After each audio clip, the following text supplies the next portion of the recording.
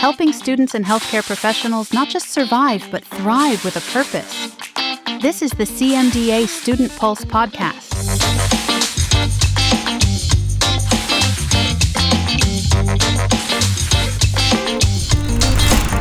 Well, Dan, thank you so much for joining me on the podcast.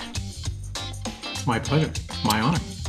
Well, I am talking to Dan Falco, Dr. Dan Falco, and we're going to be discussing a little bit about this book, Encountering God in Life Storms, True Stories of His Presence in a Pediatric ICU. So, well, let's just go back and get some context if we can before we jump into some of the things we're going to discuss a little later on. But what got you into pediatric critical care?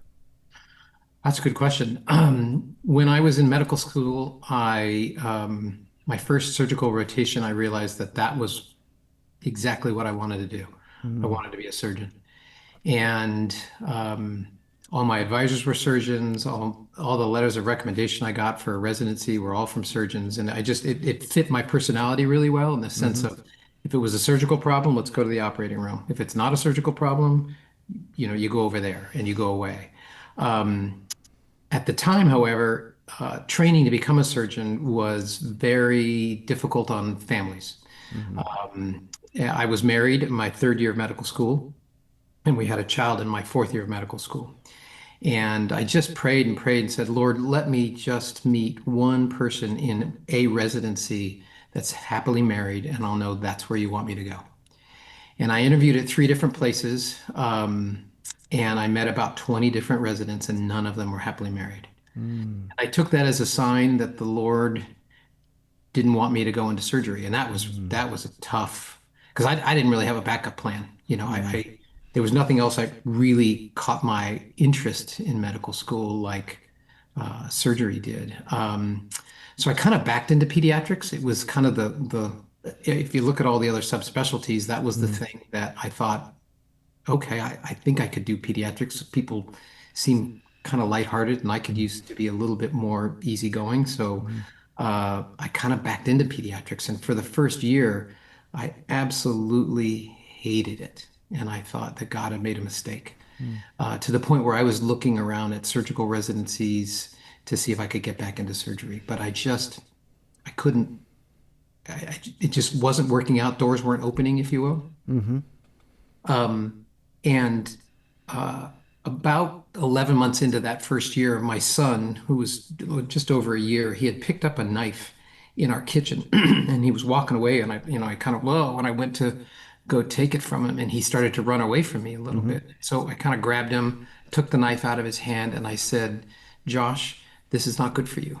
This actually could hurt you if you run around with this. And then I just started to bawl. And I realized what God was saying was, Dan, I've taken the knife out of your hand. This is not for you. I've got something else for you. And so I was very encouraged by it, although I didn't have a road. I didn't have this is where you're supposed to go. Right.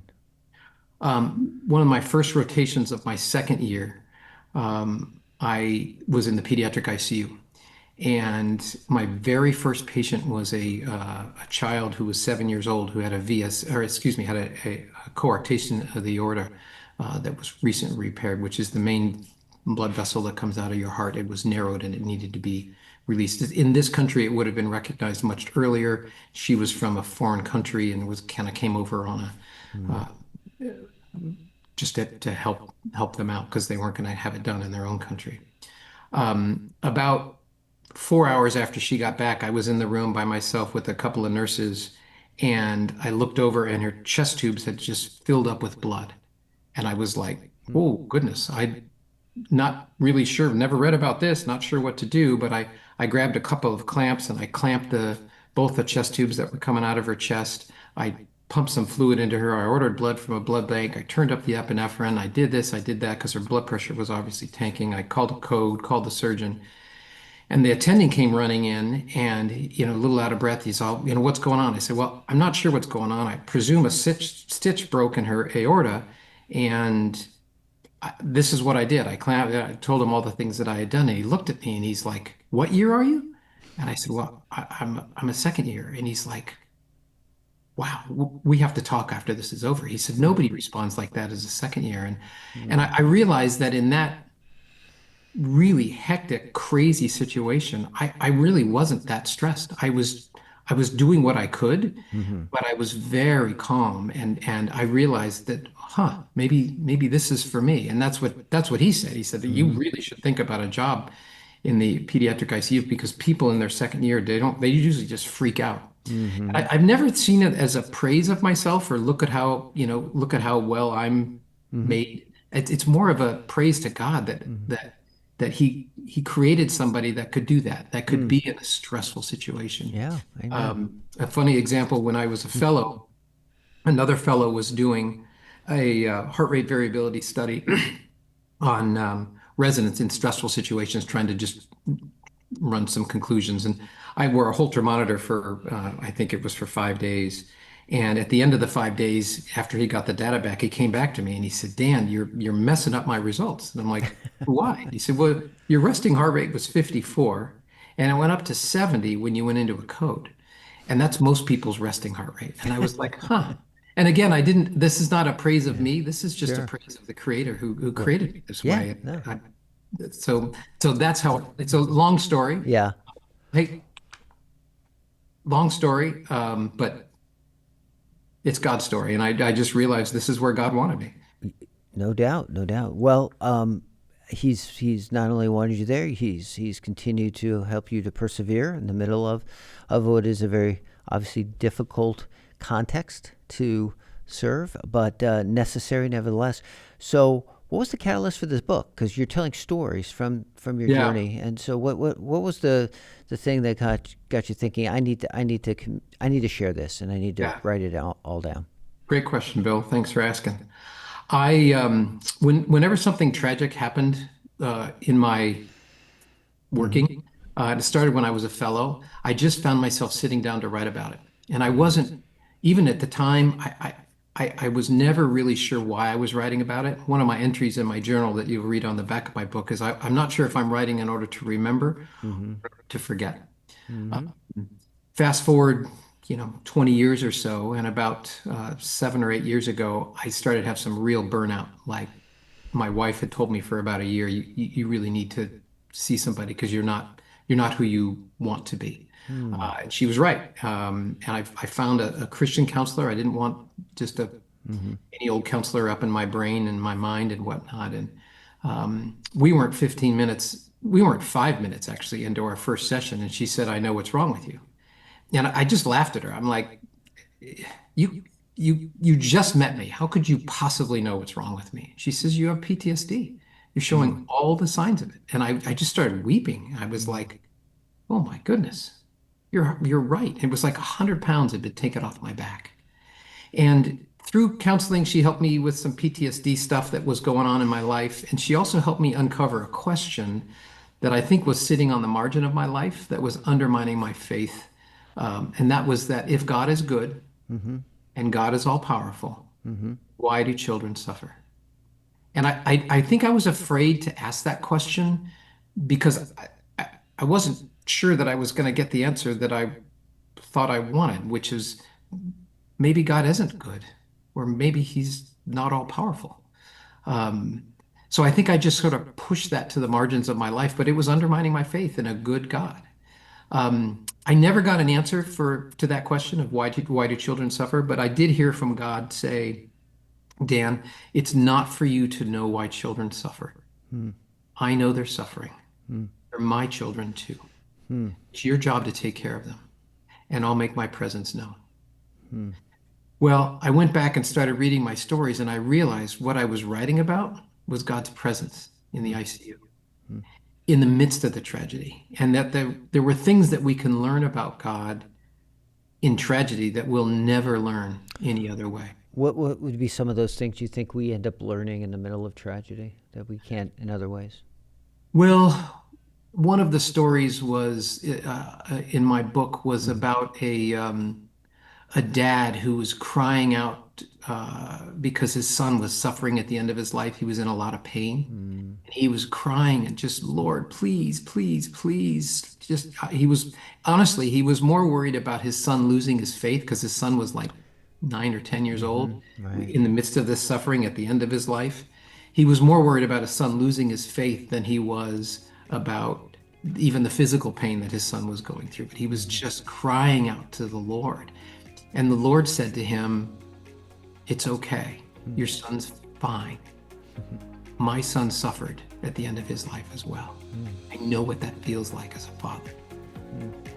And he just brought peace to this man, that his son was okay, and that his son wasn't going to lose his faith, and that God had gone through a similar thing. And he would have never understood that about God had he not gone through it and God made his presence known. Stay tuned for more of this story. The Student Pulse podcast returns in just a moment. The world needs your healing hands and your heart. Join thousands of healthcare professionals at the Global Missions Health Conference, November 12th through 14th in Louisville. Be equipped, be inspired. Register now at medicalmissions.com. It's at those moments of suffering. Obviously, people are looking. Maybe they're not religious even, but they're looking to God or someone or something to hold them up. I mean, as a Christian, you walk into patients' rooms all the time, and maybe you're delivering bad news, or you're watching a family suffer at the bedside of one of their children. How do you how does your faith come to bear, and how do you negotiate those difficult situations? Yeah, it's a good question. Well, first of all, they're just recognizing that they are difficult, and they are going to be difficult. I've never used my platform as a physician to try and proselytize or try and, convince people to see the Lord. I feel like what I do is I look for clues that maybe they're searching for, where is God? Like I'll see a Bible on a bedside table. I'll see a Jesus calling, and I'll just comment on it, and I'll talk about prayer and how important prayer is to me. Interestingly, after having written the book, I don't know that I was really searching for God real time. I think I was always looking at God in retrospect and thinking, okay, God was there because of this, this, and this. But after having written the book and recognizing that God makes his presence known, I'm actually looking for it. And I'm looking for God real time, that, okay, this is really tragic. Where are you, Lord? Like you're somewhere in this. Where can I find you? And I find him in just all over the place. He shows up, and he's promised that he's we're to rejoice in him at all times.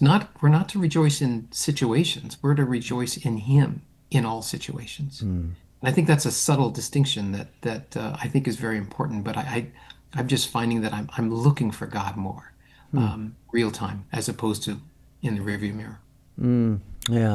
Yeah, practicing the presence of God, as Brother Lawrence said in his little classical book. I think that keeping your antenna up, your spiritual antenna up, seeing what are those God sightings. We used to talk about that a lot on mission trips. How did God show up? What were the ways that he demonstrated himself? So you've gone through and you continue to a career where you're facing very difficult challenges. Obviously, walking the journey alongside people who are as well. This podcast, big focus with trainees, young men and women who are just beginning to start their career path, mostly through their training. How do you prepare for suffering? I mean, especially if you've not gone through a lot of it yourself, maybe at a young age, it just hasn't hit quite, it hasn't been at one's doorstep. But I think we all think we're going to face it someday. It's not a question of if, it's just how and what. How do you prepare for those moments? And is it possible to prepare before you are confronted with a very difficult, tragic situation? I thought about this event that happened when I was my wife and I were in Kauai on a vacation, and Hurricane Iniki came through. And we had been warned that early that morning that it was actually going to come, because the night before it was like, maybe it's going to come. That morning it was like, it's going to hit the island. So we were staying in a sugarcane field with a friend of ours who was living on the island, and we tore down his shed in the back to get the plywood to nail up all windows and just secure the house because, 150, 180-mile-an-hour winds are going to do some damage. Yes, indeed. Thankfully, we did, but I'll tell you, once that storm had hit, it was like we were not going to go out and tear down that shed. Like you have to be ready beforehand, before a tragedy hits. Mm-hmm. So to me, it's being sure of God's promises and strengthening your relationship with the Lord.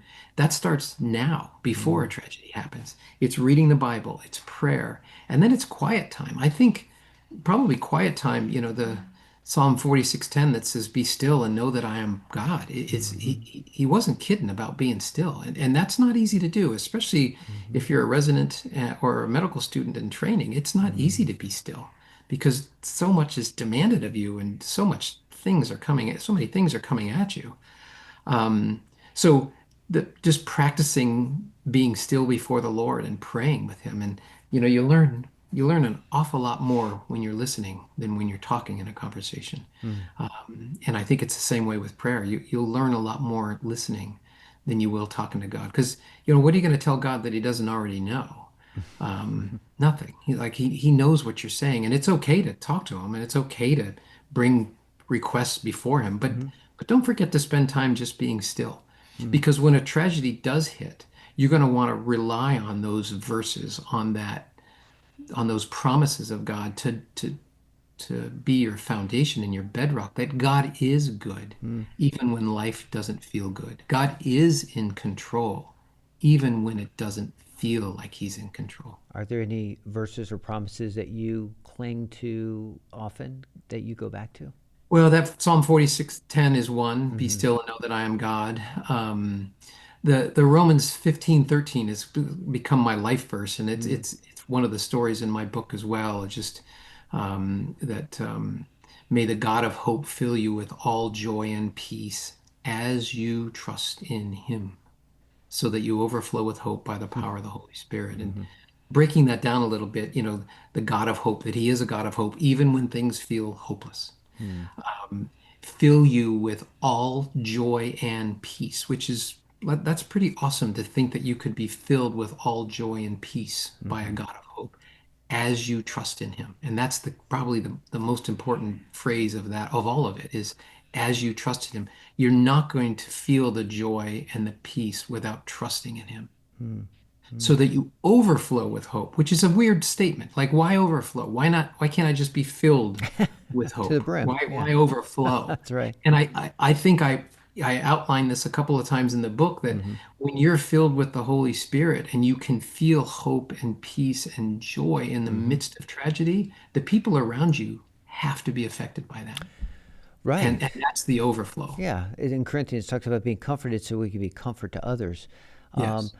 Which also kind of adds maybe to another fact, or another way we prepare ourselves for suffering, is being in community with one another, not in isolation, which I imagine you see this too. I mean, it's one of the occupational hazards of people in healthcare. They're very, very isolated oftentimes, and yet we need to be in community with others who can help share some of these, our grief, and sit with us in our grief and the pain, and be present with That's us. a great point. And it's one of those situations where it's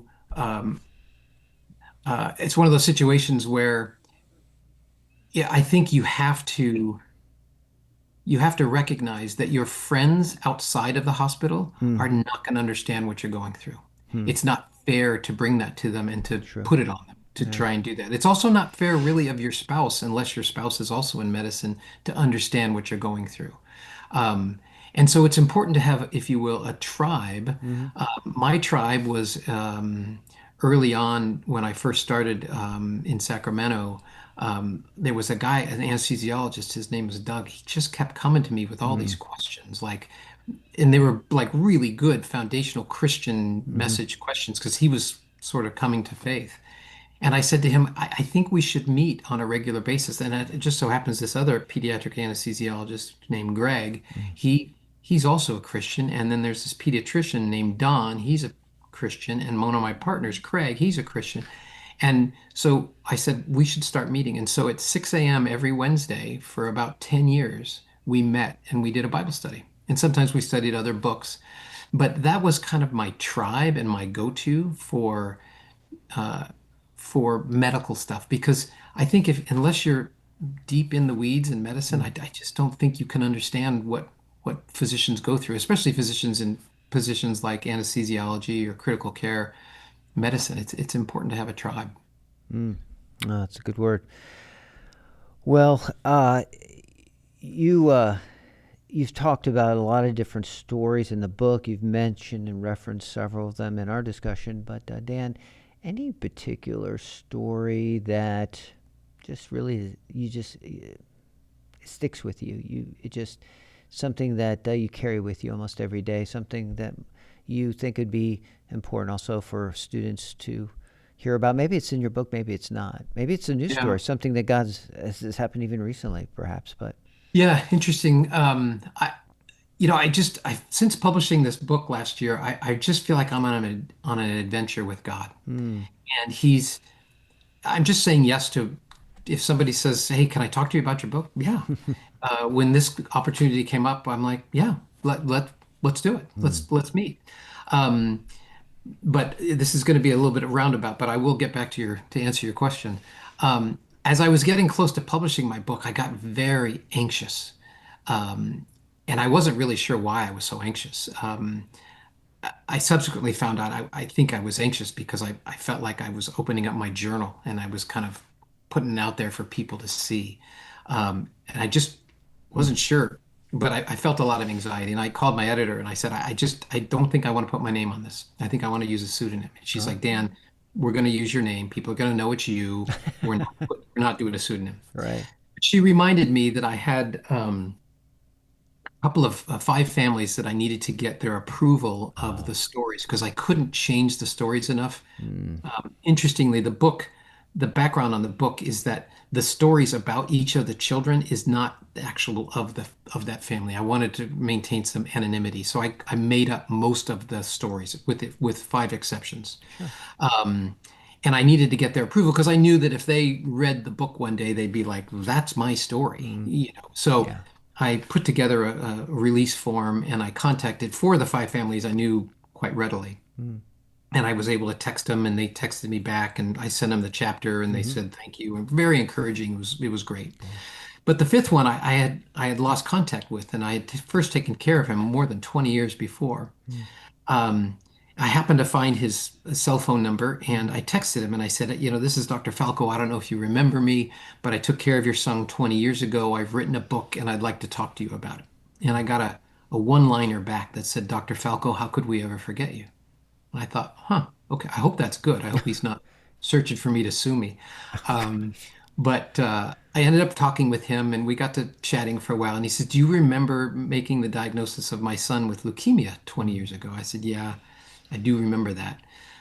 He says, "Do you remember praying with us?" And I said, "I don't, but that does sound like something I would do." And he said, "Well, you didn't know it, but at the time, my wife and I were very marginal Christians. We didn't know the Lord very well. But your prayer in the midst of that uncertainty and stress opened us up to coming to find the Lord. And we both know the Lord. And I've actually gone to seminary and I'm a pastor up in Redding."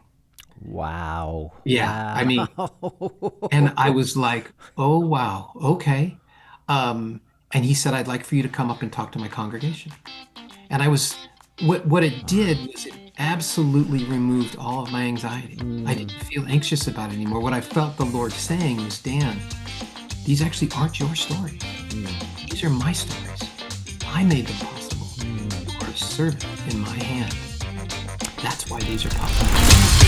Stay tuned for more of this story. The Student Pulse podcast returns in just a moment. Refreshing, spiritually rejuvenating, a time of renewal. That's how last year's attendees described it. The CMDA Midwest Fall Conference returns September 25th through 27th at Maranatha near Muskegon, Michigan. This year, Dr. Kristen Collier on Christian boldness, and Bob Mason on caring for your patient's spiritual health alongside the physical. Earn up to 6 CME credits. Bring the kids. There's a children's program during every session. Students come free with a promo code. Register today at cmda.org/events.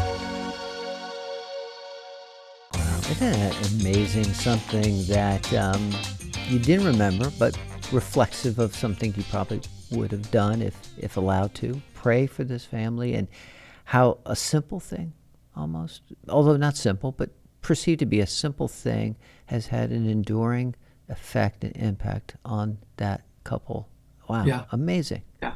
Well, it was tremendous. Yeah. And he told me a story while I was up there that he has given me permission to tell. But he said about 6 months after his son died, because his son died 5 years after the diagnosis. About 6 months after he had died, he was angry. He was mad at the Lord. He was like,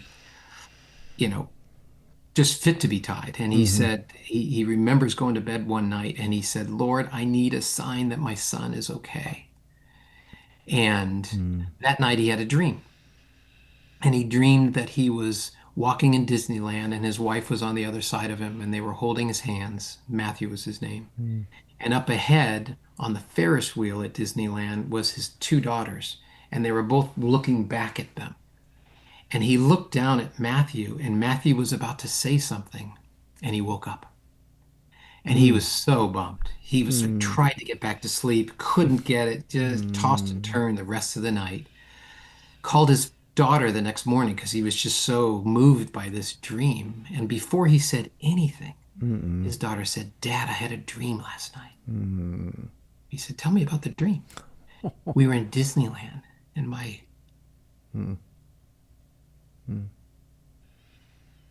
sister and I were in a Ferris wheel. We were looking back, and you and Mom were walking with Matthew. And Matthew looked up and said, I'm okay. I just thought, what a big God that he would do that. That he would give two people the same dream, the same night. Just beautiful. So that's the answer to your question about.